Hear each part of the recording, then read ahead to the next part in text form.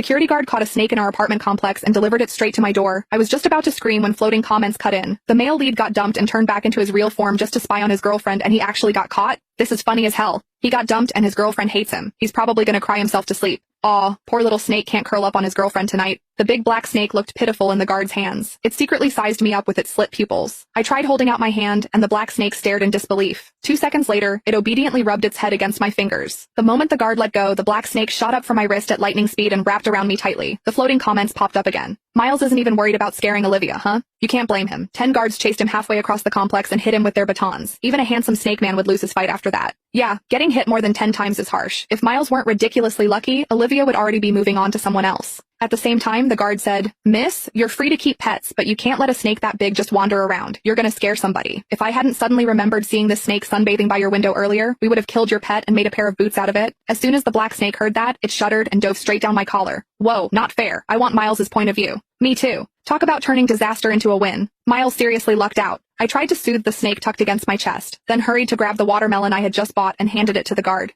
"I'm really sorry. It won't happen again. Here, it's so hot out. Have some cold watermelon." The guard looked a little happier with the watermelon in his hands. He gave me a few reminders and left. I was about to close the door when I felt the black snake burrow deeper. It even flicked its tongue. Damn it. Breaking up with Miles Richardson really was the right call. This jerk of a snake man pretended to be a normal human while dating me, and he wouldn't even let me touch him. Yet when he wanted to take advantage of me, he never once hesitated. I tried to pull the snake out, but it stubbornly wriggled farther in. That slippery, warm sensation glided over my skin. I had felt it in my dreams more times than I could count. Now, I seriously suspected those weren't dreams. The black snake refused to come out.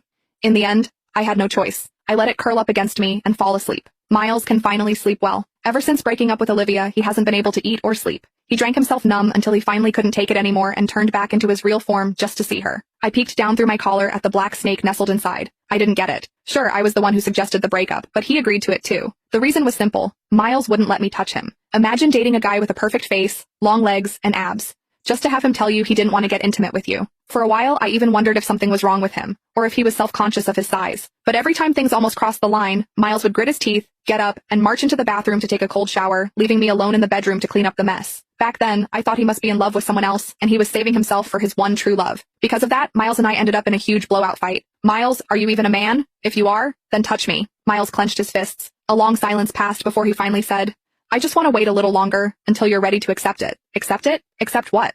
What was there to hesitate about?